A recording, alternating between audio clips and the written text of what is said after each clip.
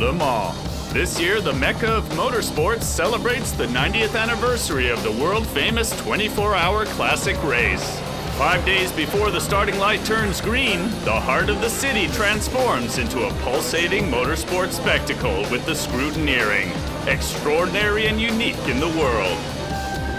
When you see it and you realize that this is a tradition and it's about Le Mans town becoming a racing circuit. It's about everything getting behind it.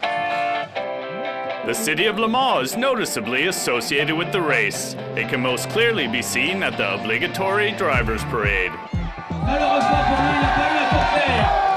many friends, are around, and that's crazy. That's really cool. The atmosphere of the driver's parade transports seamlessly into the pit lane. The heroes of the track, in demand and always surrounded. Patrick Dempsey once again adds an additional touch of glamour. The Grey's Anatomy star temporarily swaps the Hollywood glitz for a GT race car steering wheel, and he's not averse to getting a pointer or two from the professionals before the race. I think it is the tradition of it, the history of it. It's 90 years this year. The feeling, the event, from scrutineering the whole week, the race itself, the quality, there's a beauty to it that is just, it's so much fun to be a part of. The mood directly before the start, electrifying. The famous grandstand filled to the brim. The encouragement of the fans before the start is unrivaled. The drivers are fired up for the highlight of the WEC season. The concentration and tension directly before the start of the race is intense. Alan McNish starts the race on the pole with Andre Lautre next to him in the first row. Lucas de Grassi starts in third ahead of both Toyotas. The 90th anniversary race begins at 3 p.m. and directly after the start, the first attack. Andre Lautre goes on the offensive and passes his brand colleague Alan McNish. Toyota puts the pressure on Audi, which ultimately results in Nicolas Lapierre passing Lucas de Grassi and Alan McNish. 9 minutes into the race, tragedy strikes when Alan Simonson's Aston Martin crashes. The Dane dies of his injuries shortly after in the medical center.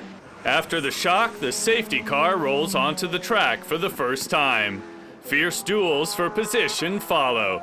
The number 1 Audi leads for a while until last year's winner is forced to make a pit stop for repairs.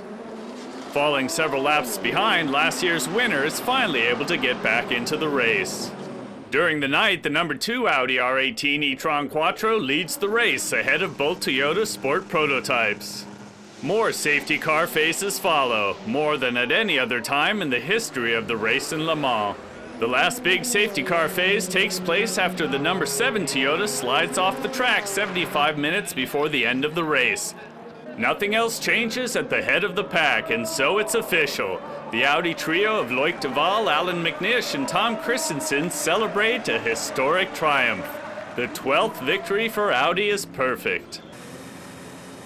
It's a hard-won triumph for the team from Ingolstadt, and third place goes to the trio of Lucas de Grassi, Marc Genet, and Oliver Jarvis. It's truly a race filled with ups and downs, and one which will not soon be forgotten.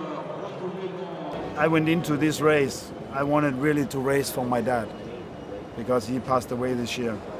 But if I just imagine myself sitting down, having a little Danish beer with Alan and my dad, then we would both agree that I should try to win this race with Audi for Alan. And this is what we did, so you don't call that a happy ending. I'm really proud on my team because they really did an incredible, perfect job, and I know how difficult it was today. So I only can say I'm really proud that I'm a part of this team.